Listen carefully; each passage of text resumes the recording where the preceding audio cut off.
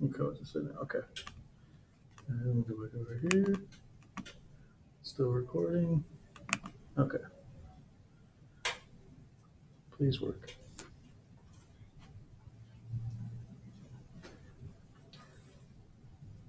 Okay. Good. And I can't see what's on here, so. So what the hell have we been doing? Okay, so we're trying to come up with a path integral formulation for quantum field theory. All right, so we talked about the path integral kind of in general, or in quantum mechanics in general. And then we developed, or we computed the path integral for a couple different cases. One was a free particle. I showed you what the answer was for just a general Hamiltonian or a general Lagrangian. And then we worked out the specific case of the simple harmonic oscillator. And the reason we did that was because a lot of the steps we took, a lot of the mathematical tricks we used, so on and so forth, were the same tricks that we would use for or for a quantum field theory. Okay, and so that's what we started to talk about, how to make this transition from this simple harmonic oscillator formulation, where you're talking about a single particle or a single coordinate, into a continuous case, like a case of a field. And so we talked about how you go from discrete to continuous, right? And then we said, okay, let's apply this stuff to the free Klein-Gordon theory for a real field, real Klein-Gordon field. And so we wrote down what we'll be calling the generating functional, okay? And that becomes clear a little bit later.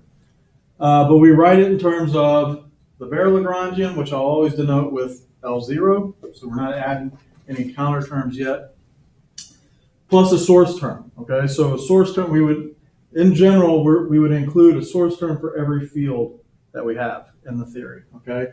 So in this case, we only have one field, so we have one source term, where J is our source coefficient, if you want to call it that, okay? And so like I said, we had worked out all the different tricks and stuff in the simple harmonic oscillator. So I was just pointing out some of the places where things differ, right? And most of it's just in notation, but there are some other complicating features, like we're not working in one-dimensional space anymore. We're working in Minkowski space and so on and so forth. But all the tricks are the same, okay? So, we started out by taking a Fourier transform, and then we had to do things like symmetrize the source term because we want to be careful about taking the Fourier transform of both J and the field, right? We plug in the Fourier transforms, and that del squared terms pulls down a factor of k squared, whereas, in the simple harmonic oscillator, we had a capital del squared, and that pulled down a factor of e squared, I believe. But all the tricks are the same, okay? And what we end up with is something that looks like equation 6. And like I said, we always, the I epsilon terms, as you look through the notes or if you look through the books, you'll see I epsilon pop in and out of existence, right? But just remember that it's always there, and you can always you just replace, anywhere you see m squared, you replace the m squared plus or minus I epsilon. Okay, depending on what metric you're working in.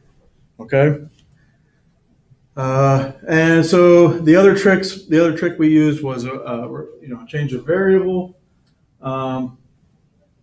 and so what we end up finding is that once we do all this stuff, we can write the generating functional, which depends on our source term, as the generating functional if we put J equal to 0, right? Which is just the transition amplitude between vacuum state and vacuum state, right? And with an operator that depends on this, the source terms, right? And right in equation 8, those are the Fourier transform of the source terms, right? But we noticed that if we're dealing with a normal quantum state, that the generating functional with the source term set to 0, so this would correspond physically to a case where you have no external forces or no external potential energies. That transition amplitude is just 1, All right, so we can just set that to 1, and we'll whoa, blew out of my shoe.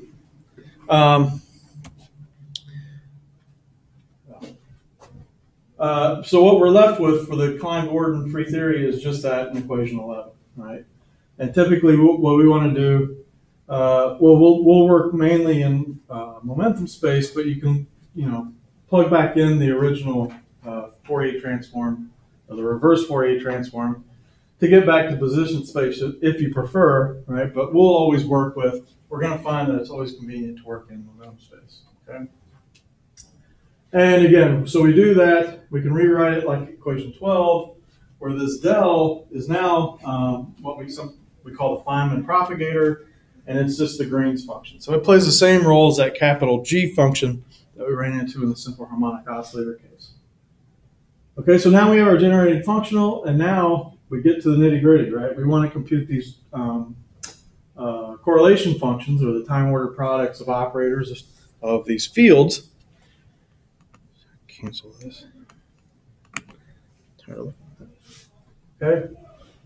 And so I showed you how to compute a couple. It's just a matter of taking functional derivatives. Okay, right? And so we worked out the case of 2, and I even worked out the case of 4, right? And we end up finding that in the case of, n, right, where n is even, right? Because remember, anytime you try to compute n with number of fields odd, you get 0. So in the even case, they pair up, okay? And so you can write down automatically what this correlation function is, given the fact that what the theory is, what the Lagrangian is, because that's going to tell you the form of the propagator, okay? So we'll see the case, equation 19 is general, all right, but you could still be talking about whether it's a scalar field or a fermion field or a vector field, and that's going to change the form of those deltas, okay? And we'll see how that works later, but for now we're just working with scalar field theory. Okay, and then finally we said we could represent all this stuff with diagrams, okay? Okay. So after having done that, we said, okay, now let's go back and ask, what happens in the case for a particular theory, for a particular interacting theory, right? And I told you we spent about 5 minutes talking about why we study phi cubed theory. Does anybody remember why? Yeah, well, we study in 6 dimensions. But the reason is because we can explore the whole realm of, basically the whole realm of quantum field theory for scalar fields just using the simple theory. Okay, so the prototypical or the stereotypical theory to study when you're talking about scalar field theory is phi to the 4th theory, right? And that's because of certain things that we talked about last time. The Higgs is a good example. You could do spontaneous symmetry breaking with those types of theories and so on and so forth. But the reason we study phi cube theory is just because it gives us a chance to play around with all the different aspects of quantum field theory. Okay, so we're given this theory, right? And we want to compute, some scattering process, right? And the first thing we need to do, though, before we do that, because that's going to involve the LSZ formula, right? The LSZ formula takes us from the theory to scattering amplitudes. Right? The first thing we need to do is make sure that we don't screw up first the VEV, which we know is 0 in non-interacting theory, and we don't want to screw up the normalization of the single particle states, okay? So we would, in general, before we even do anything, we would go ahead and shift the field by the VEV and rescale the field by some multiplicative constant. Okay, that's the first thing you do when you write down an interacting theory. And if you do that, and you can do some algebra, you can recombine some stuff, and you get your Lagrangian in terms of 4 what we call counter terms. Okay, so those are the guys we're going to dial to make sure that the VEV stays 0 and single particle states have the correct normalization. And then to set the other 2 parameters, we use quantities from experiments, namely the value of the mass of our field or our particle and the value of the coupling, G, little g, okay? So that's what we would do in general, okay?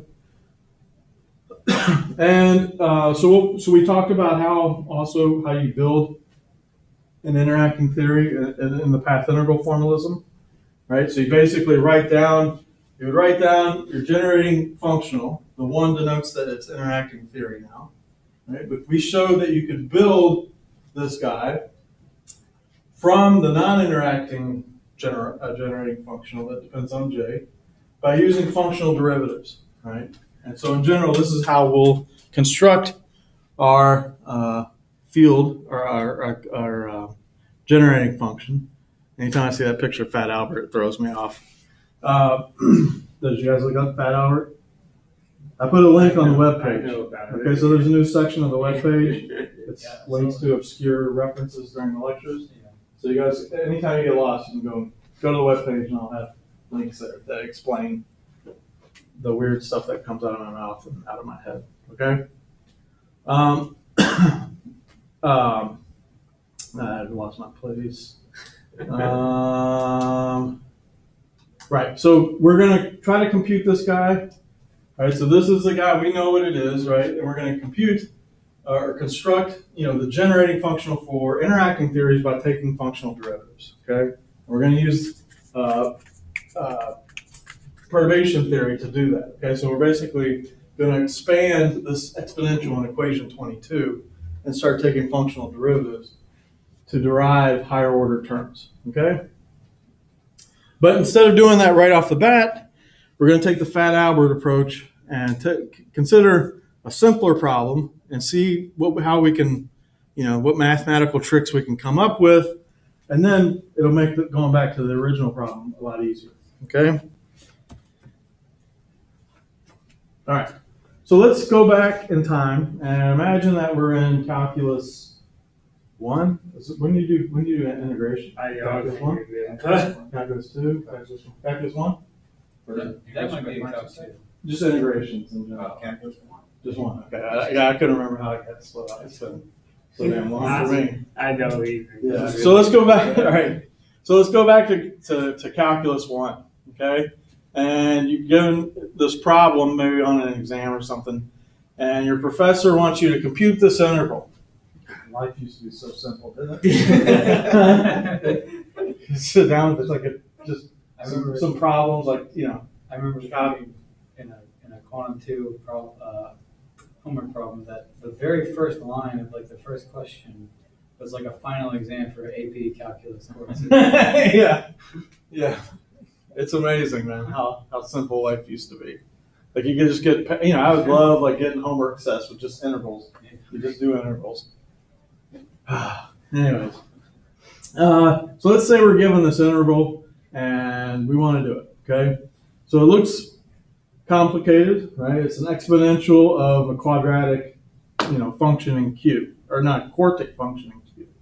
Okay, so the first thing we notice, because we're really smart, right, is we notice that if we set that, whatever that parameter is, lambda, if we set it equal to 0, this is a Gaussian interval, right? And this is the Gaussian interval that we ran into a few lectures ago. I don't know if you guys remember when we were first talking about the path integral. You guys remember that? Barely? Yeah. In the derivation of the path integral for the free particle? You know, guys? Okay. Anyways. So anyways, this is a known integral. Okay, we've seen this before. So we can see that if we set lambda to 0, that middle term goes away. It's just a quadratic function. And this guy we know the answer to. We can go back and look at our notes, because our professor lets us bring open notes, and we see that it just takes this form. Okay? So then we say, okay, well, wait a minute. If, I don't know how to do that integral off the top of my head, but maybe I can get partial credit, right? Because I'm highly advanced in quantum mechanics, right? I got into a quantum mechanics course without having calculus, okay? And I've learned about perturbative series, right? And so I say, okay, well, man, I can go for partial credit, okay? Let me assume that lambda is small, and I can expand in that quantity, okay? And because the reason I want to do that is because what's left over is this guy, right? So to leading order, I could go ahead and do this integral. I know it's this Gaussian integral, Okay? So I can do that. All right, so it looks hard, right? Once you get past leading order, right? But we've already seen a trick to compute these guys, right? To compute these terms, because I look in here and there's this function or this part of the exponential that goes like j times q, right? So if I want to compute a term that goes like q to the n, I could actually pull that q to the n out using the first theorem of calculus by writing it as total derivatives with respect to j, right? So any term that goes like q to the 4n, I can rewrite it as just the integral of the exponential and then take 4n derivatives with respect to j, right? So I'm like way ahead of the curve in my calculus 1 class, but we've seen that you could do this, right? Everybody understand the trick I'm talking about? Okay, good. All right, so I've reduced the problem to I've expanded in lambda. I'm assuming lambda is small, right? This guy I know how to compute, the first term, the leading term, and then these higher order terms I can use this. Basically, the functional derivative trick, what we call functional derivative trick. Okay? All right. So that means I can rewrite the expression, this equation 25. I can rewrite all these q to the 4, q to the 8, q to the 12, whatever. I can rewrite those as derivatives with respect to j. Okay, so that's all I've done in that first line. Right? And now I can resum that stuff in the square brackets to be an exponential of these derivatives, right? So now I have a function, I have an exponential of a operator, basically. Okay, everybody see what I did? Okay? Because that's an infinite series, because I expanded in lambda, and then I use this functional derivative trick to pull all those factors of q to the 4n out, right, of the integral, and now I can just resum it, okay? And at this point, if your professor doesn't give you partial credit, they're a real asshole, okay? Because these are some really cool tricks, okay? I think you have to Yeah. You're like Will Hunting or something, you know. Everybody's seen Good Will Hunting, right? Yeah. What? You haven't seen Good Will No, Hunting? I haven't. Okay, go see it. I've gotten pretty much all the other references, Okay. so I think that counts the balances. Yeah, okay. But yeah, go watch Good Will Hunting. You'll get that. You'll see what I'm talking about. Anyways, so when I resum it, I have this exponential of these derivatives acting on this integral, okay? But now I can use the fact that I know what that integral is and just go ahead and compute it. It's just that Gaussian integral. And so now my answer is that this, whatever this thing is, this function that our professor asked us to compute, just looks like this. It's a double exponential, right? With some weird looking prefactor. Okay? Everybody good so far? So that's one exponential times the other, or Well, it's operating because it's got an operator in here. Right? okay. I think I see what you mean. Yeah. So it's a double, I call it a double exponential. It's got two exponentials, and this one's operating on that guy. Okay. All right, so you want to keep the order straight. Okay? Then shouldn't that the first bracket, shouldn't that be the right have to be at the very end of the equation? This bracket here? Yeah. No. Then maybe No, because go through the steps again. Right? So I've expanded in lambda, right? And then each of these terms, so this would be like if n was equal to 1, that would be this term. Okay, modulus the prefactor, this factor here. But I rewrite this as a total derivative. And I can pull it out because of the first theorem of calculus, right? And then I can do that for each term, right? So the square brackets there on the top are operating on that integral. We know what the answer to that integral is, right? And then I resum that, and that just gives me this exponential back, right? Except the only thing I've done is I've replaced that q to the fourth with this derivative. So 4 of these derivatives. Okay. Okay, and then I do this integral. Because I know that it's the Gaussian. Okay. Okay? All right? So I still don't have the answer, right? But at least I've done some cool stuff and I can hopefully get partial credit. I mean, because if some kid did this and if I was teaching a class, it would impress the shit out of me. I'd be like, oh my God, this kid's genius. All right? Okay. So we have this double exponential form. Okay, so now what I want to do is I can rewrite this in terms of series. Right? So I use the expressions for exponentials in terms of series. Okay. So I can rewrite this guy as a sum, and I'm going to use some suggestive notation here that you're going to see why I call these things what I call them. So this guy, I'm going to do a sum over some, what do you call these? Index? No. Index? Yeah. Okay, so I'm going to do a sum over this index v. Okay?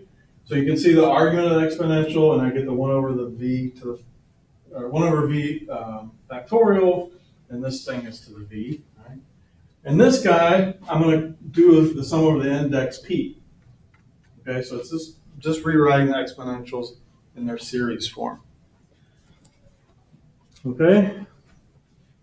And so what I can do now is once I have this form, right, I can compute any term in the power series of lambda and this j squared. Right, remember, lambda and j squared are just numbers. Okay, they don't have anything to do with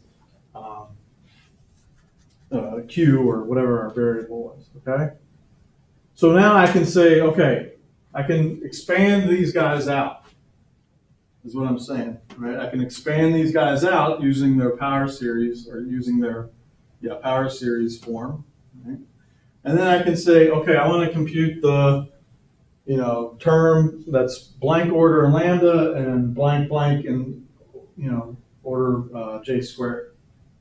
Okay, so I can say, for example, let me say I want the term that's first order in lambda and second order in j squared. In other words, j to the fourth. Okay, so to do that, what do I have? What am I going to have? All right, I have to have. I want to in the end get j to the fourth, right? But I'm always subtracting off powers of j because of these derivatives. Okay, so that means I need to go to j to the eighth, right? Right?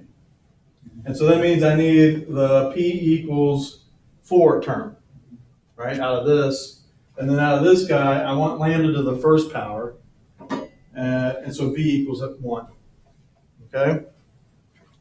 And so that should work out, right? So up to, so here I have, so here's my, what do I call it, v. So the v to the first power, here's my p squared term, okay? Just putting in what I would have from these guys, okay? So I put in p equals 2, and I go ahead and square that stuff in the denominator, so on, right? And now, all I have to do is carry out the derivatives. Right, so now I have something j to the eighth. I'm taking 4 derivatives, right? That's going to pull down these 8, 7, 6, 5, right? Coming from the exponential of j, doing 4 derivatives. And in the end, I end up with this answer, right? It looks complicated, but that's the answer of that particular term, right? So the lambda to the first, j to the fourth term. Okay? Good? Good? So I can do the same thing for the lambda squared j to the fourth. Lambda squared, if I go back, is going to be the v equals 2 term, right? And so if I want, what did I say? Oops. I want lambda squared j to the fourth. So I'm going to have, so this is 2. I'm going to have 8 derivatives. And what did I say? I want j squared, j to the fourth. Okay, so that means p equals, okay, shit. All right.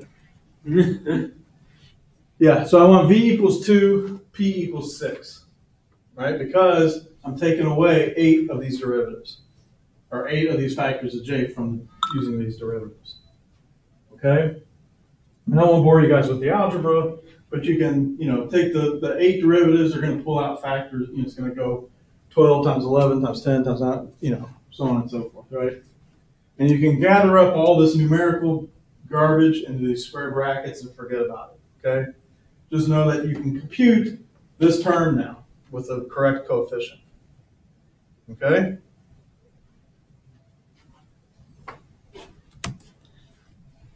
All right. So you can do some other orders, like you can do the lambda squared, j to the 6th, lambda j to the 0 power, okay? You can do any term you want. Now you have a nice compact formula where you can compute those terms, right? The problem is that it's an infinite series, right? So if we wanted full credit on the calculus exam, if this jerk hasn't already given it to us, plus some extra credit, we would have to be there forever, right? Because we'd have to compute all these terms, right? But let's forget about that guy. He's a jerk, okay? We've come up with this really cool way to compute this hard integral, right? And so you start computing all these different terms, okay? And if you're like me, you would just keep going, right? You just keep using this thing and trying to get as high as you can. But if you're smart like Feynman was, he would look at this and he would do a few of these and he'd say, wait a minute, I see there's a pattern going on here, right?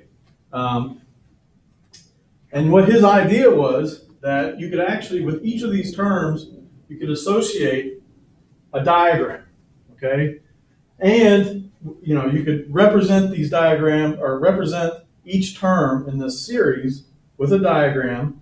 And if you associate with each term some rules, right, depending on how many factors of lambda you want, how many factors of j squared you want, and so on, you could write down some rules. And if somebody says, I want to compute the lambda to the 12th, j to the 14th term, right? Then I would, you sit down and you start trying to figure this damn thing out. But he would say, oh, wait, so here's lambda the thing. And he would just draw a diagram. And then he has this little cheat sheet with the rules on it. And he writes down the rules and blam, he has it. He didn't have to take any derivatives or anything, okay?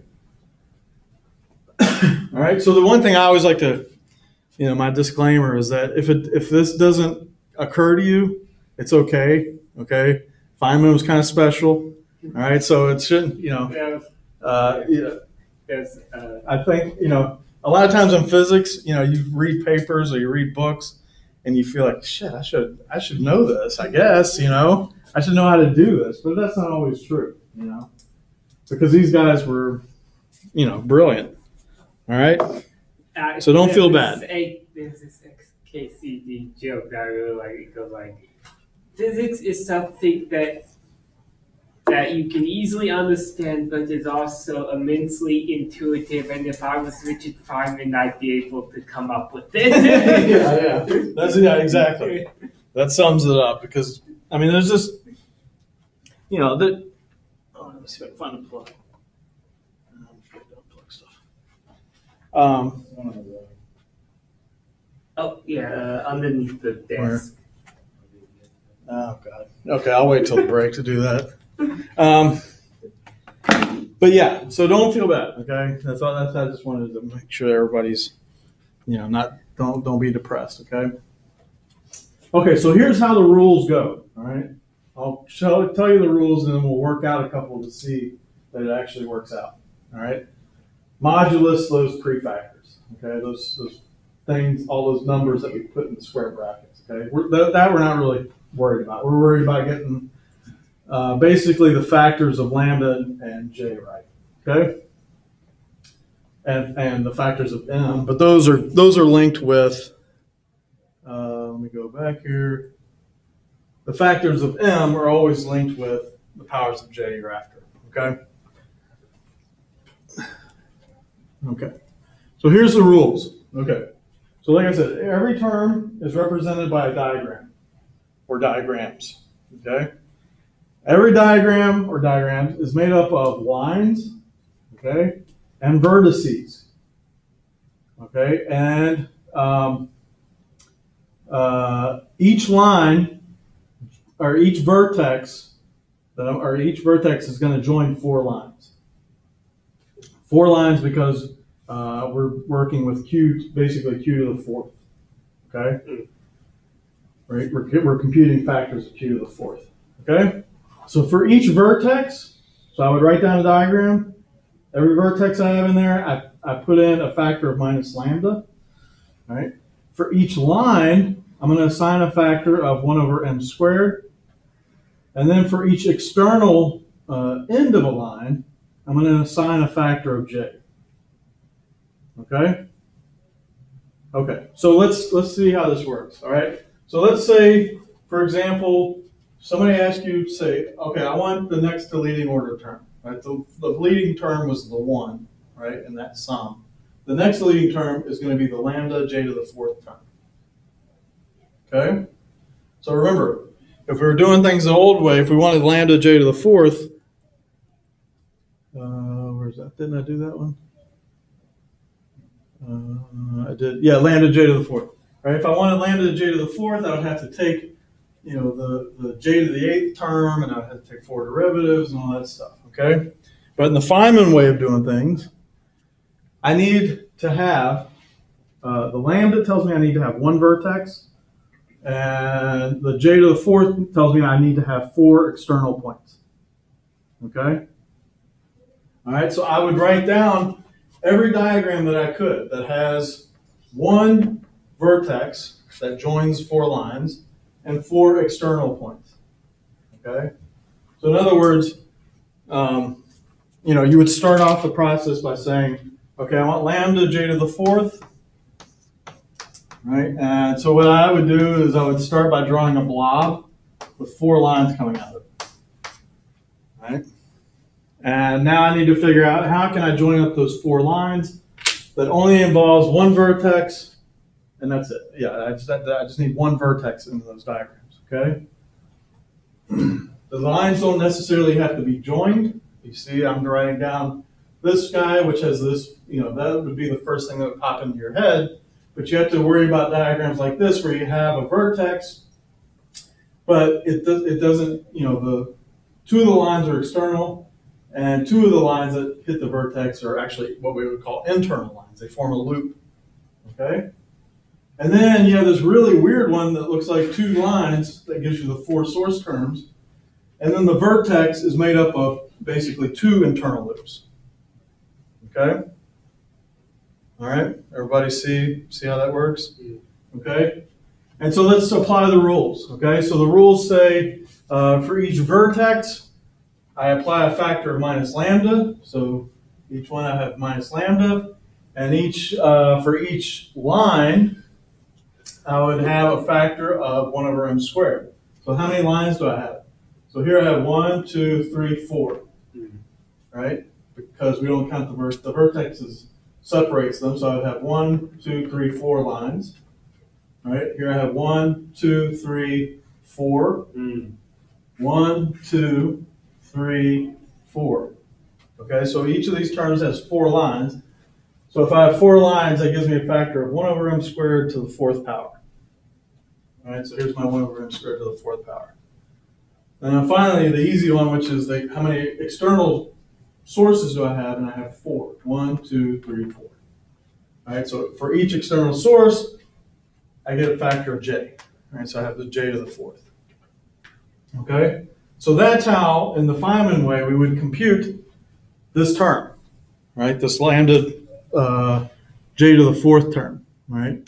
And you go back here and you look at how we computed it before, and you see lambda j to the 4th over m to the 4th. Okay.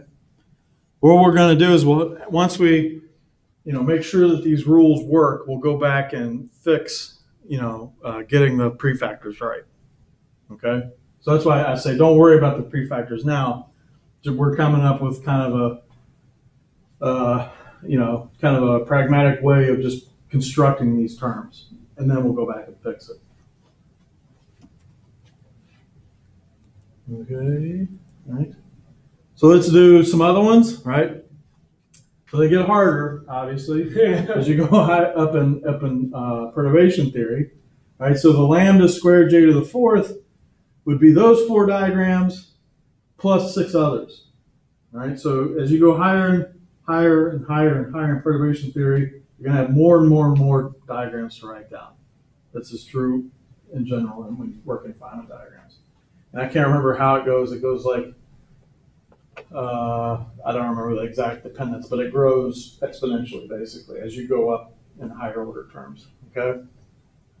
So this is a lambda squared j to the fourth, okay? And you can check it and make sure you see you have 2, like in this first diagram, you have 2 vertices that I've denoted by lambda. You have 4 source terms, okay? And then how many lines do you have?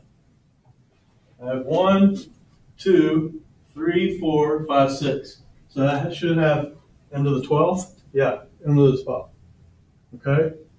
And each of those diagrams will come in with the same factors. So lambda to lambda is not a line. Lambda to lambda. Yes. Yes. It's 2 separate lines. Right? It's two. So you have, here's your lambda. So think of, this is how these are your fundamental building blocks, if you want to call them that. Okay, so I have a lambda that looks like this. I have a lambda that looks like this. These are my vertices, right? And then I join them with lines. Let me do them in dashed. So I'd have dashes connecting these two. Right? So I have 2 factors of lambda here. Here's my 2 lines, but then I also have the 2 lines out here. So I have lines, number of lines, I have 1, 2, 3, 4, 5, 6. We have j to the 4. And then j to the fourth. The j to the fourth, those components those are the ends, right? So j. Okay. So if you want, you can. What we'll do eventually is we'll write down a table of Feynman rules, right? And they'll have pieces, right? So you could write down an external term. You could write down a rule. So here's your diagram, or here's your, what do you want to call it, piece. Right? You'd have a piece. This would be an external line, right? And your rule, right? And then it would be, you assign a factor of j. So this equals that. Why am I doing dashes? This would be that, okay? And then internal lines that don't have any dots. So the dots are always going to denote the sources. That would be your factor of 1 over m squared. Right? And what else? Oh, the vertex. And then the vertex, you would have minus lambda. Is j to the 6 seems a little odd, I guess. J to the 6, what?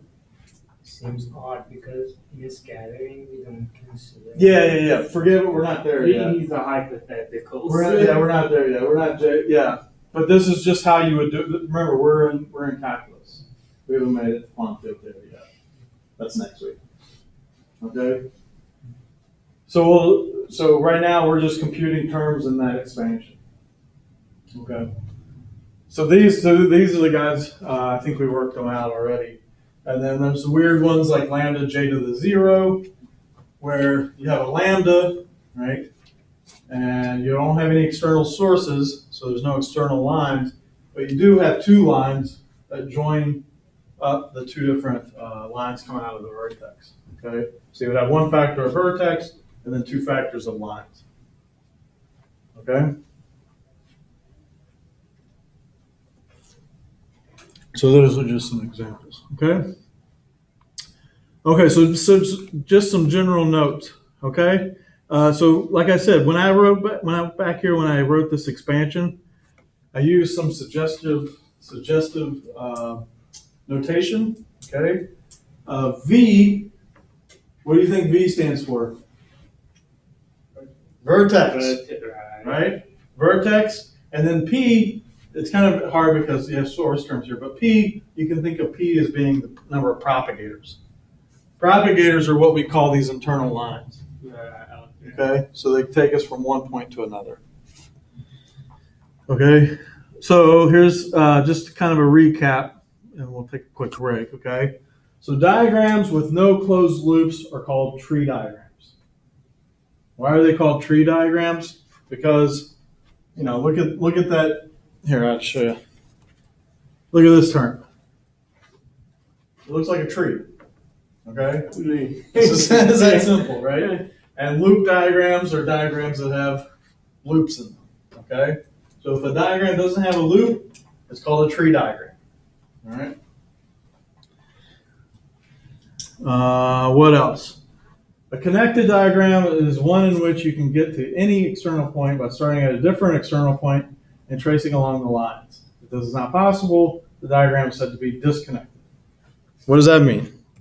That means, if I go back to The one on the far right is disconnected. Exactly, right? So the rule is if the diagram's connected, so this is one diagram right here. If the diagram's connected, that means I can get from one external point to any other external point by staying on a line, right? Disconnected means if I want to get to this point over here, I've got to jump, right? I can't follow a line to that, okay? Is the lines also connected? Oh, The third, where? Yeah, the Up here? yeah. This one is disconnected. This third one in the top, in the lambda squared j to the fourth term, that one would be disconnected. Because I can't get from, say, the top left source term to the bottom right source term by tracing along a line. Okay? This is important. It seems, you know, elementary and kind of whatever, but it's going to become important when we construct our, you know, the full theory. Okay? So this is just getting used to some of the terminology that I use. The higher you go, okay, I already said this, the higher you go on lambda and or j, the more diagrams you have to consider. Right? And I think if you do Google like Feynman rule, you know, higher orders, something, you'll see like these pictures of, you know, what next to leading order of terms look like, right? Like when you compute them. And I've seen guys, you know, that do these high precision calculations where, you know, so they're doing not the leading term, but they're computing the next to leading terms. And the expressions that they come up with, you obviously have to do them on the computer, but the algebraic expressions go on for like 20 pages. You know, something ridiculous like that, okay? So there's, you know, the complexity grows exponentially as you go up in these perturbation or these perturbative expansions, okay? And then typically what you find is that there's always a relationship between the number of lines in your diagram, the number of vertices, and the number of external points, okay? And so for the case that we just worked out, which basically corresponds to phi to the fourth theory, the relationship looks like this, okay? So the number of say, external points is equal to 2 times the propagators times 4, or minus 4 times the number of vertices, okay? This isn't particularly important. This is kind of, you know, cute to point out, okay? Because you'll see that in phi to the cube theory, we'll get something similar, but it won't be exactly the same, right? And the difference is because instead of this 4, we'll have some factor of 3, right? Because there our vertex has 3 lines, 3 lines joined at the vertex. Okay? All right, so everybody cool with the notation and the terminology? You'll get used to it, okay?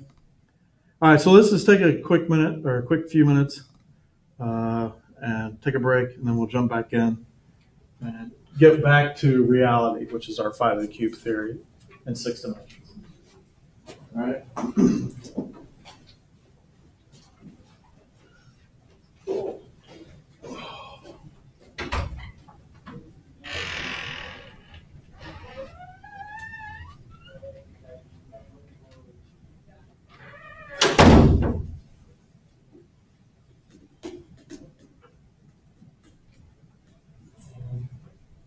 What I remember in Piskin, I guess those upper diagrams is also considered connected. Which ones? These? Those that they are all considered connected. No. I mean, the first two are connected. Yeah, these two is also connected.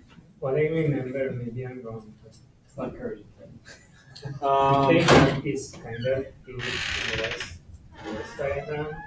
If they include these diagrams, they are considered disconnected. Yeah, well, I mean, in technical terms, connected or disconnected means, can I get from one external point to another external point by tracing along the line? If I can't, it's disconnected. Is it better to use one diagram over another? No, they're all there. You have to sum over all diagrams. To get the coefficients. Right. Exactly. Right, that's what you're after, is trying to extract those coefficients. That's why you write down the Feynman rules, right? Right now we're using just squiggly things to make sure we get the factors right of lambda and j's, right? But the whole trick is getting the coefficients. And we'll talk about that next.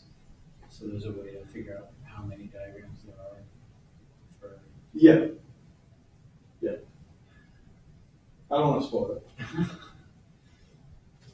But yeah, if you're looking at a certain order, there's a way you can sit down with a piece of paper and pencil and draw out all the diagrams that you need. That's what I used to do for a living. Renormalization. Mm-hmm. I guess like renormalization to much diagrams. Yeah. Well, yeah, it'll factor in. We'll see. But yeah, renormalization will simplify things a lot. Not a lot, but it'll simplify things.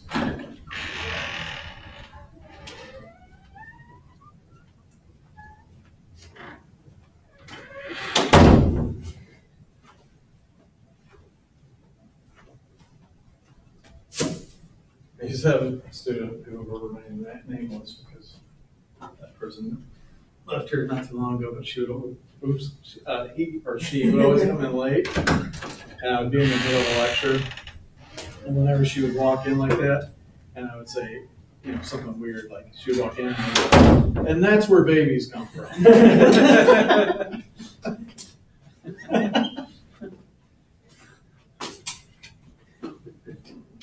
That's the story of how I lost my life.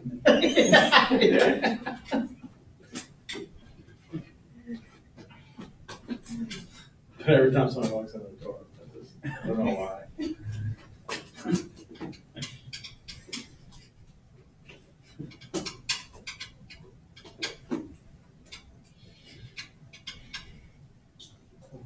That's what I really think about you. And that is why it snows during the winter.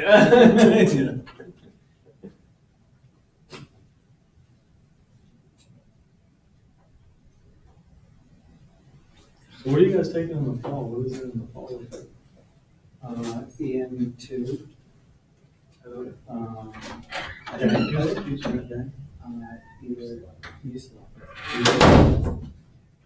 I think that's the only class that is left in the core class.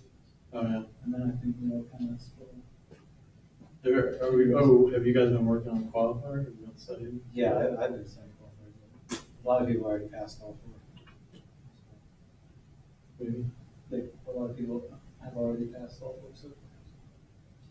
No, I've passed all my qualifiers. Oh, I thought there was a whole group of you guys that were taking off. Yeah, I mean, there's like me, Hori, Alba, Mary Alice, and Randall.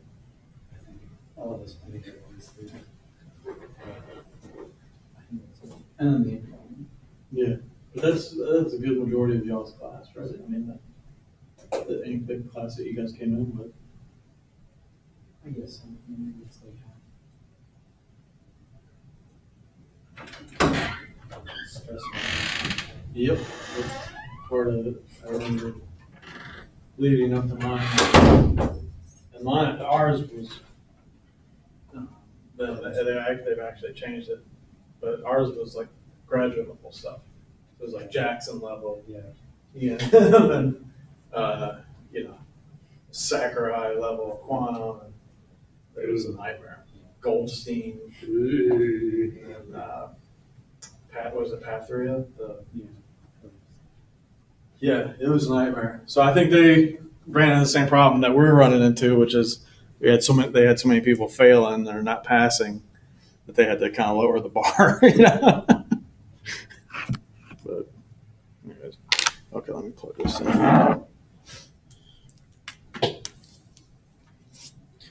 It's gonna reach.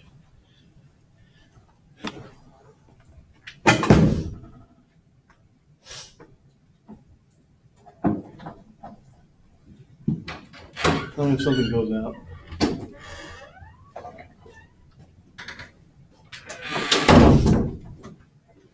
And that's where babies come from.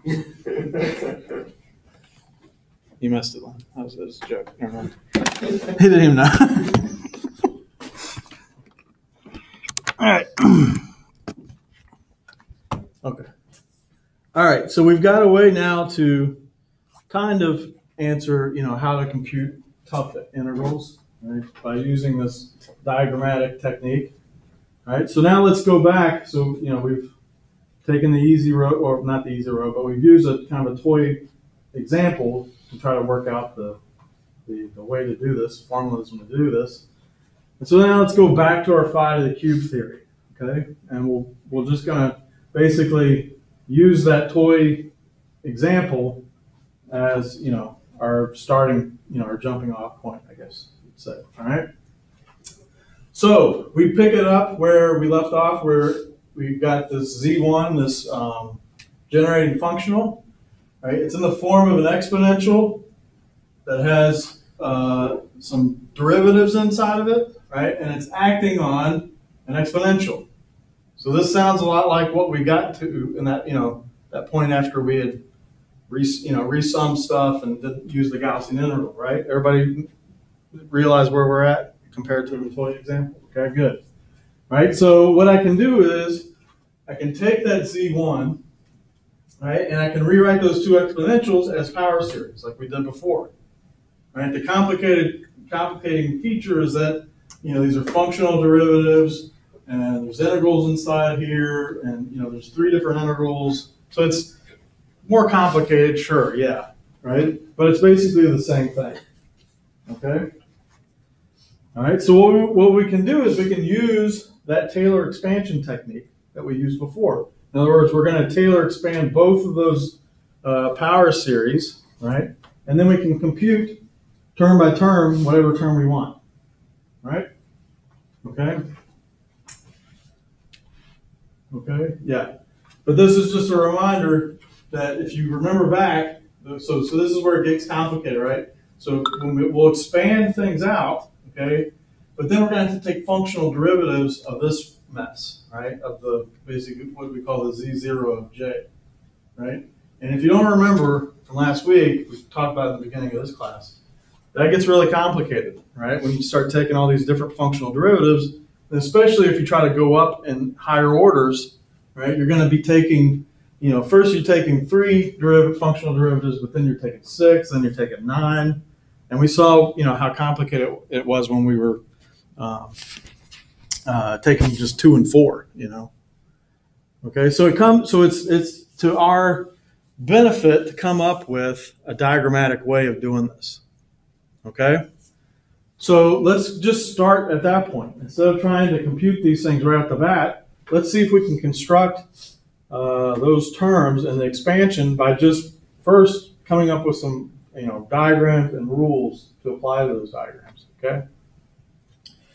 So the first example I have is the case where we have, so remember we're in phi cube theory. Okay, so now our vertices have 3 lines coming out of them. Okay, so let's look at first the case where we have no external source terms, and we want it to be order g squared. Okay, so let's go back to our guy here. So if we want order g squared, that means we have to set V to 2, right? Okay, and if we want, so when we expand this guy out, what did I say? We want G squared and no source terms, right? So that here I'm going to have 6 functional derivatives. Here I've got 2 factors of j to the p, so I need to set p equal to 3. Okay, let's see if we're right. Right, v equals 2, p equals 3. Okay, and if I sit there and I think long and hard, I can come up with these 2 diagrams with no external sources, 2 vertices, and 3 propagators. Okay, everybody see the pieces? All right, so here our cheat sheet. I lost my cheat sheet's going to look like this. So external sources would stay the same. Right, we're still calling this J. This is still going to be internal lines. I think stay the same. What am I trying to do here? No, we don't have factors of m squared. We have, but this guy. So I don't know what this is yet. But we have external points, internal lines, and vertices. And our vertices now look like this. All right, and these are going to come in with factors of, I think, minus IG. It could be plus or minus IG, I'm not sure. All right? Yeah, probably plus I. Just depends on, so in some books you'll see the vertices always have plus or minus I. Okay, it doesn't matter because in the end everything gets modulus squared. Okay, so it doesn't matter. But anyways, okay, so if I want the g squared j equals 0 term, those are the 2 diagrams I've had. Those 2 diagrams, are they connected? The first is the first diagram connected? Yes. Is the second diagram connected? Yes. Okay, so they're both connected. All right. How about the order g squared with 2 external sources, what we would call the 2-point function? Okay, so the 2-point function has 2 external sources. That's what these big black dots are, right? And I've got 2 vertices because I'm at order g squared. Right, so I have 1 vertex here, 1 vertex here, vertex here, vertex here. Okay, that would give me the g squared j squared term, okay? Or if you're keeping track in terms of number of vertices and number of propagators, it's the 2-4 term, okay? What about the order g squared with 4 external sources? The nice thing about that is at order g squared, there's only 1 diagram, okay? 1 diagram that is it connected or disconnected? Connected. It's connected. Is it a tree level? Is it a tree diagram or a loop diagram? Tree diagram. Right. Okay. So you can see how you can start to construct terms in the expansion by just writing down diagrams. Okay, and relating, the components of those diagrams to certain rules. Okay. So what do we do next? Okay, so we could do this, and we have to be careful, okay? We have to be careful because when we're working in this direction, in other words, when we're starting with diagrams and then going backwards, trying to match on to terms in the expansion, which is the real thing, that's the real thing we're trying to compute, you have to be careful because, there's different diagrams, that, there's some diagrams that correspond to the same terms in the expansion, in the double Taylor series expansion. Okay, so you have to be careful about double counting or over counting contributions. Okay, so so there's certain what we would call symmetry factors that you have to account for. Okay, so when you write down a diagram, right, you have to make sure that you're not double counting by writing down another diagram that might look different, but it's really not, right? Because you can get from, say, diagram A to diagram B by exchanging different parts of the diagram, whether it be the vertices or the lines, and so on and so forth, okay? So this is one source of overcounting. So for example, rearranging, so the point number one, rearranging the three functional derivatives from a particular vertex without changing the diagram, okay? So if you can do that, you have a counting factor of 3 factorial. You can exchange the vertices without changing the diagram. That's a factor of v factorial, depending on how many vertices you have. 2 sources at the ends of a particular propagator. If you can exchange those, which is basically, flip-flopping the line, and it doesn't change the diagram, you get a factor of 2 factorial.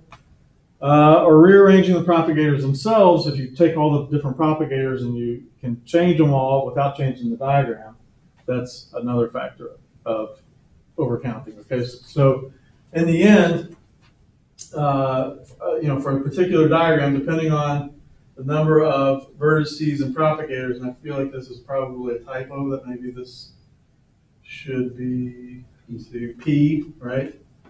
One of these should be a P, and I'm thinking it's this guy. The second V factorial should be a P factorial, okay? But the nice thing about our formalism is, so these are the guys, you would multiply each diagram by this, right? Because that diagram corresponds to a bunch of diagrams that you could get from that one diagram by making all these changes.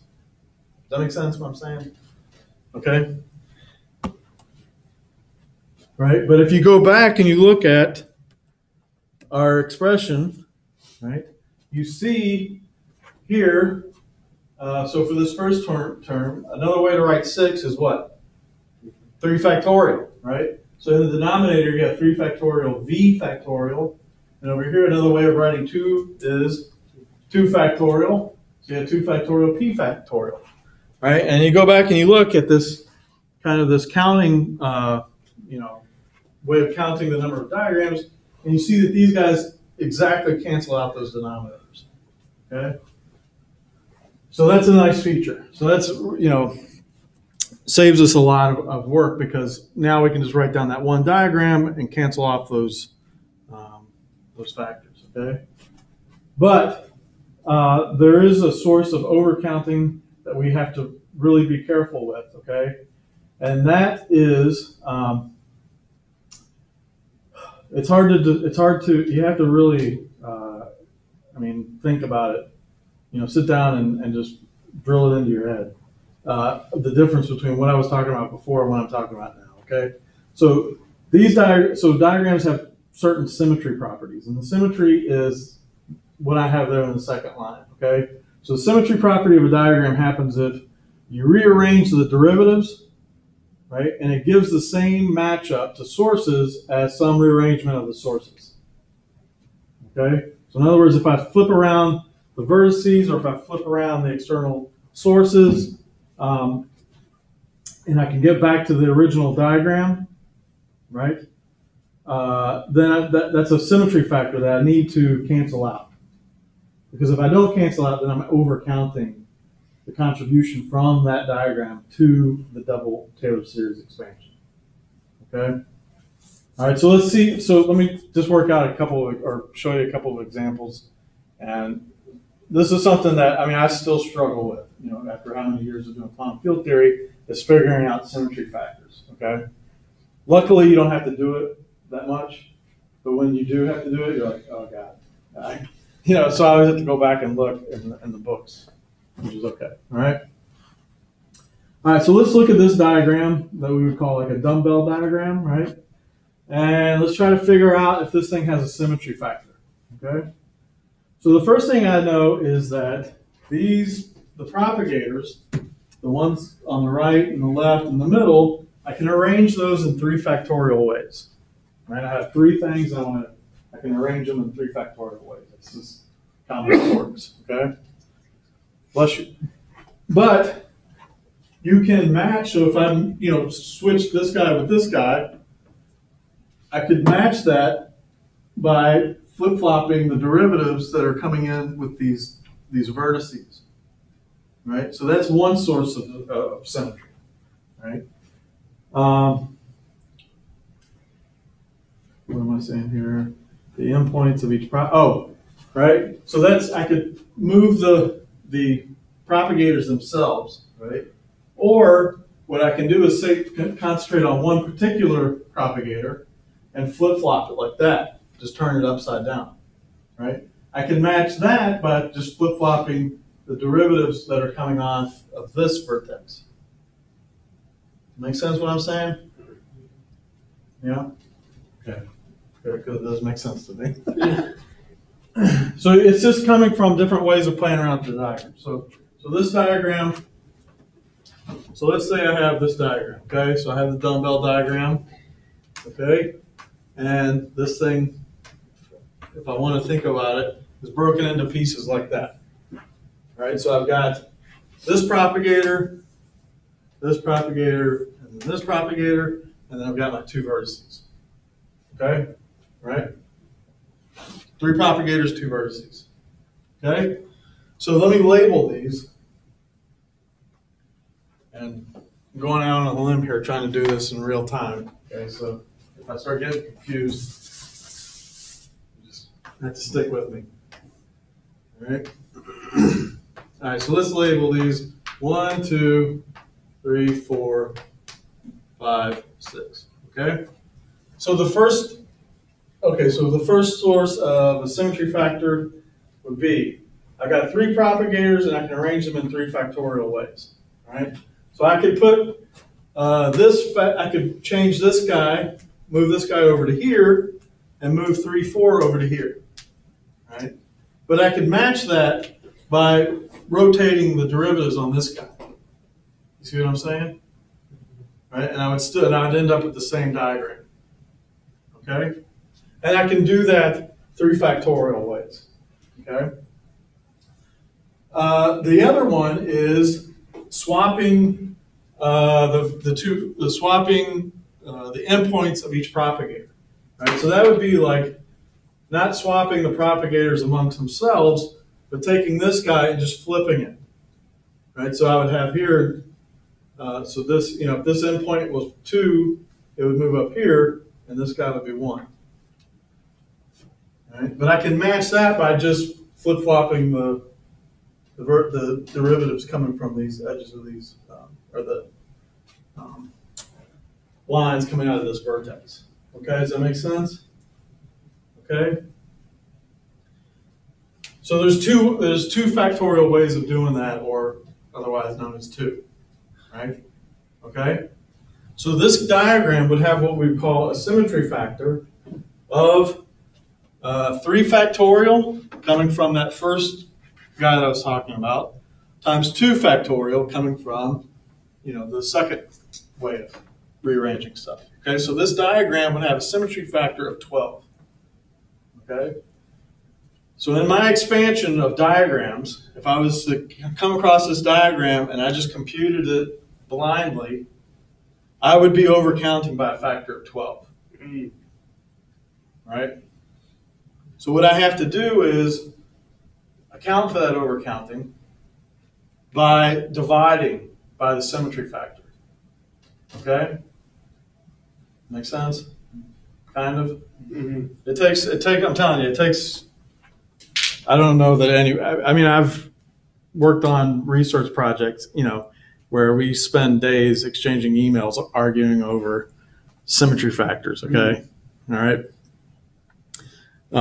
So it's an ongoing, point of confusion, all right? Same thing. So here's another example. Okay, so this is a 2-point function, right? So we got a loop in the middle, all right? But I can do some different exchanges. Like I can exchange 2 external propagators. So the propagators outside of that loop, right? I can change the left with the right, but that would be the same thing as changing all the derivatives of one vertex with those of the other vertex, right? Okay, and then you could do another one with the internal propagators, meaning the propagators that make up the loop. Right, so this diagram would have a symmetry factor of 2 times 2, which is 4. Okay, so if I wrote this diagram down and I was computing, whatever term I want, or computing the contribution, I'd have to make sure to divide by 4, because if I don't, I'm overcounting. Okay? All right, finally, consider this tree level diagram. Okay? So here you have a lot of symmetry. Well, you have three different sources of symmetry factors. Okay? I could swap the top and bottom propagators. So I could switch these two propagators, right? But that would be the same thing as what? Flip-flopping the derivatives from this vertex, right? And I could swap the top and bottom propagators on the right. Over here, that's the same thing as exchanging the vertices on the right. Or I could swap the set of propagators on the left with those on the right. Right? But that would be like, you could get the same thing by exchanging these two vertices.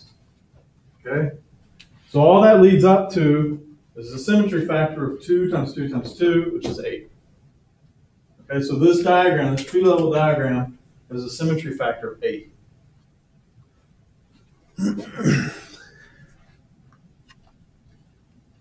Okay, and if you don't feel comfortable with it, which you probably never will, but if you want to, work on it, try to maybe understand it a little bit better, Srednicki has a few pages of diagrams and what the symmetry factors are for the diagrams. Okay, so you can go through and work through those and see, see if you can get it down, see if you can figure it out. Okay, that's the only way that I can really tell you that there's no, clean cut way of saying this is how you got to just work through it, Okay, I'll tell you one nice secret. Okay, so I said, symmetry factors are super confusing, but a lot of times you don't need them. You don't have to worry about them. And the reason is, as we're going to see, tree level diagrams, their symmetry factors are always canceled out by other stuff that we're going to see. Okay, so most of the time we're worried about tree level diagrams. That's going to be the lowest order term in our scatterings, right? So this would be like a 2 to 2 scattering, right? It has a symmetry factor of 8, but what we're going to find is that there's actually 8 diagrams, right? It's not just this diagram, but so there's not just that diagram like this, but there's a diagram that goes like this, right? And another diagram, and what you see is that the factor of 8 gets canceled out. Okay, so anytime you have to compute a tree level diagram, don't even worry about symmetry factors because it'll cancel out. It cancels out any theory. All right, phi to the cubed, phi to the 4th, phi to the 5th, phi to the 6th. No, I'm just kidding. But it cancels out in QED, QCD, whatever theory you want to consider. Okay. Okay. All right, so now let's get into some other stuff, okay? All right, so remember that when we write down diagrams, right, we can always come up with diagrams that seem to correspond to a term in our double expansion, but they're not necessarily connected, right? All right, we've seen some examples. Let me go back, just remind you. Okay, here. Okay, so look at the lambda squared j to the 6th, the one in the middle there. Okay, so I've got 2 diagrams, right? This is a diagram, and this is a diagram. The one on the left is connected, the one on the right is disconnected. Okay, but they both they both make a contribution to this term, right? Okay. All right, keep that picture in mind, okay? All right, so each diagram is going to be a product of several connected, what I like to call subdiagrams. Okay, so go back to that picture again. All right, so this diagram is just what it is. It's a diagram. This diagram is the product of two connected subdiagrams, right? This guy and that guy. Right. Okay, so you can always break down a diagram, even if it's disconnected, you can break it down into connected pieces or connected subdiagrams. Okay.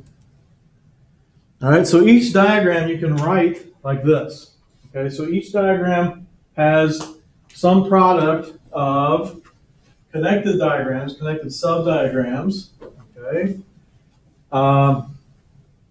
N sub I counts the number of subdiagrams that are identical. Okay, so in other words, say I wanted, in that example, I wanted, let me see if I can come up with one off the top of my head. Oh, I know one. So if I wanted that case, so I wanted 4 external terms and 2 vertices. Right? So I could have this diagram. So this is, okay, I'm going back to the Q to the 4th theory. Okay? Damn it. Shoot, I'm just blowing up. Right? So I would have these 2 diagrams and they contribute at the same word. Right? So this diagram is connected. This diagram is subconnected. What? It's disconnected. It's been a long day. It's disconnected and has 2 subdiagrams. Okay, we'll write this down. All right, it's connected.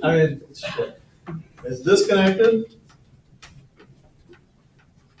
I swear I haven't been drinking yet. Thank you. So it's a disconnected diagram. Okay, it's made up of 2 subdiagrams. Right. So it's a product of 2 subdiagrams. Okay, but these 2 subdiagrams are identical. Okay, so if I look at that formula, the N sub I counts the number of identical subdiagrams. Okay, all right. And SD is a symmetry factor of D, of the total diagram. All right, so we've already accounted for symmetry factors of the subdiagrams, right? But, what am I saying? Yeah, we've already accounted for those. So we know what the symmetry factor of, say, this subdiagram is. Well, what's the symmetry factor of this guy? Right? So it's accounting for, in general, a disconnected diagram might have an extra symmetry factor compared to, in addition to the subdiagrams. Okay? Oh my God. Okay. All right. I think you need to lay off the prefixes for yeah. This, sub, it's just too much. Okay. All right. So let's say we've already accounted for the symmetry factors of the CIs, in other words, the subdiagrams. All right. So how do we compute this symmetry factor of the total diagram? Okay.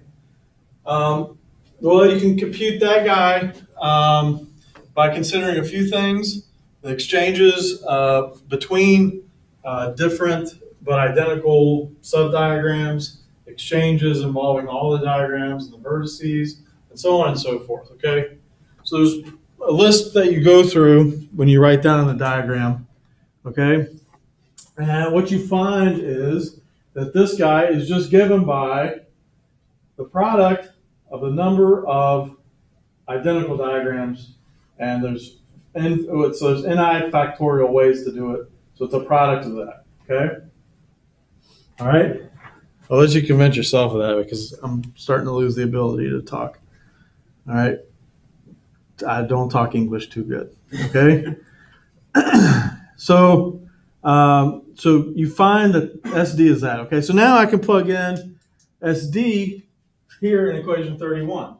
Right. It's a product of whatever Ni factorial. Right. So I can pull that factor inside of this product sign. Okay. Okay, so where am I going with this? I have no idea. Okay, but let me see if I can try to piece it together. All right. Let me read it first. Okay.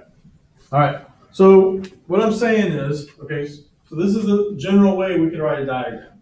A generally disconnected diagram. Okay. Each diagram could be connected or it could be disconnected. Okay. So let's go back to the beginning. So what I'm saying is we're going to represent this generating functional, right? Generating functional is what we're going to take functional derivatives of to compute the correlation functions, right? That we need for the scattering amplitudes. All right, so far? Yeah. Okay. I was thinking about onions. Onions? Started Yeah. crying. I This started is, crying, so. yeah. Okay. So remember, okay, so here I'll do a little recipe checklist. Okay, so we're after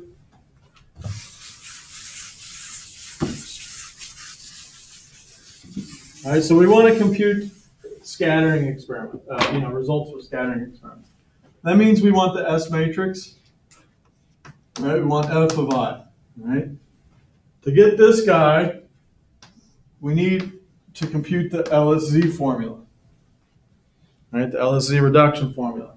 The LSZ reduction formula is a bunch of derivatives and integrals of correlation functions, right? Time ordered products of operators. Phi. Blah, blah, blah. Okay, this is the guy that we're after. Okay, this we've seen we can get from taking functional derivatives, being really schematic here.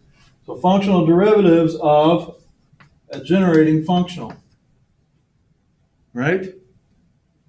Okay, this is the guy that's generating functional, the Z of J, which is that double Taylor series expansion, right? But what I'm saying leads me back to number 34 here, is that this guy I can compute by using diagrams, right? Instead of having to go through all that mess of, calculating, all these functional derivatives and all this stuff, I can represent this guy as a sum over diagrams. Okay, a sum over diagrams. So it's a perturbative expansion. D stands for diagrams. Okay?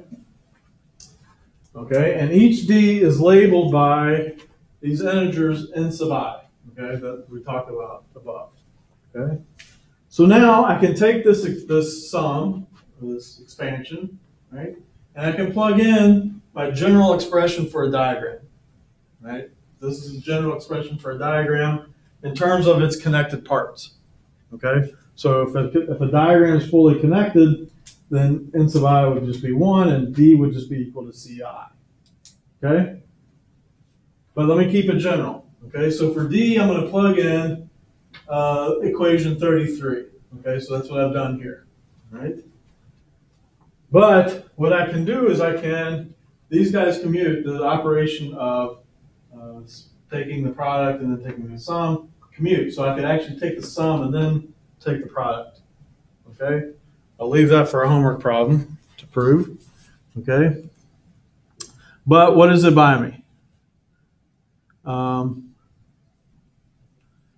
What it buys me is now, what is this stuff here? The sum, 1 over ni factorial, Ci, and Ci is raised to the ni power. That's an exponential, right? So what I'm saying is that the generating functional, which I'm writing as a sum over diagrams, and which I need to compute time-ordered products of operators, is the product of exponentials of the connected diagrams, the connected sub-diagrams, right? Okay? It's not the full diagram, it's the connected sub-diagrams. All right, so in this case, if I was computing and I got to this term, all right, the contribution from this diagram is going to come from this piece, right? And I'm going to have some factor, that's going to account for the fact that this diagram is made up of 2 of these guys. Okay? Connected sub-diagrams. It's the connect, yeah. So CI, that's an important point. So CI is the connected sub-diagram. Oops. Oh, man, I gave away my. Anyways. So CI, one more slide back.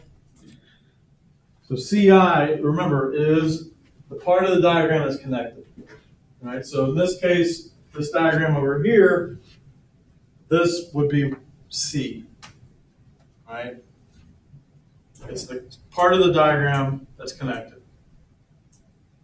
Okay? And that just fell out of the math. Okay, just plugging in what Zi or what Z1 was is we're representing it as the sum over diagrams. All right, and then I plug in my diagram expression from equation 33. I switch the order of the sum and the product. And what I get is a sum over the exponential of the connected pieces of the diagram. Okay? Or, in other words, the product of an exponential of something, right, is the same thing as the exponential with an argument of the sum. That does not come out right, but you see what I'm not talking. You can see up from the. Let's just look at the slide. Okay, you can see that going from top diagram to bottom diagram. Everybody understands that step, right? So then, if you're just summing over them, you're kind of putting the regular diagrams and these subdiagrams on equal footing.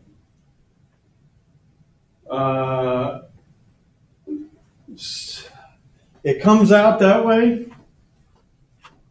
but okay. So I mean, what we're doing, right? When we write out our sums, or when we write out,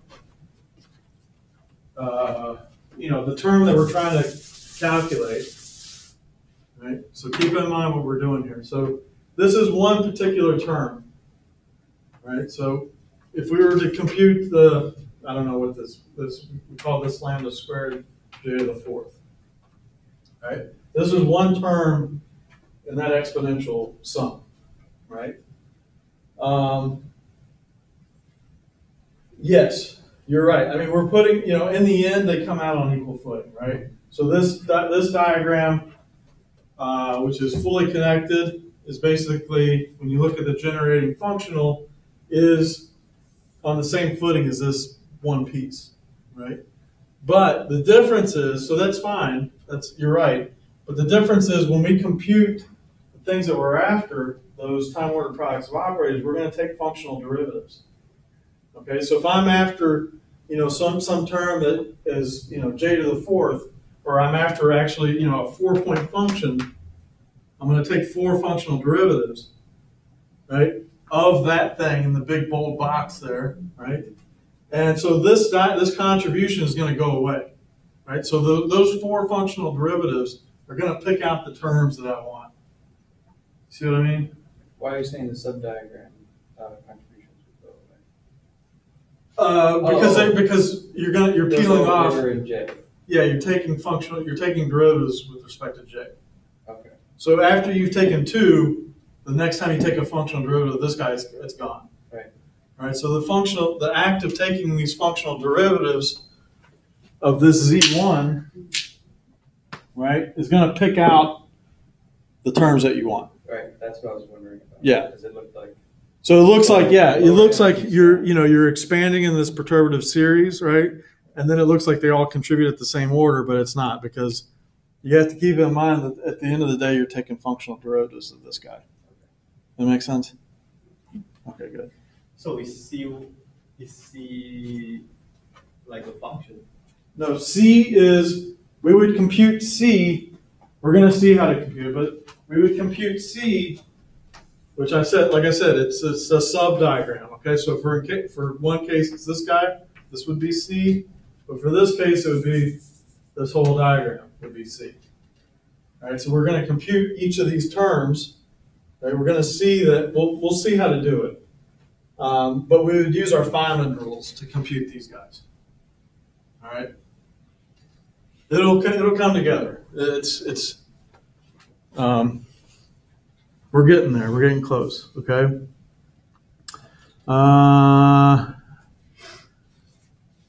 Yeah. I don't want to do it. Because I don't want to get into it yet. But let me just point out one thing. Okay. So you remember when we went to the interacting theory case, and all of a sudden the equals for the generating functional became a proportional to. Okay. And it became a proportional to because a problem with what we call vacuum diagrams. Okay, in other words, diagrams that have no sources, right? So in our in our phi cube theory, we had a diagram look like this, right? Which is, what does that look like? Here, let me just refer to it on this slide, so if somebody's watching the video, they can.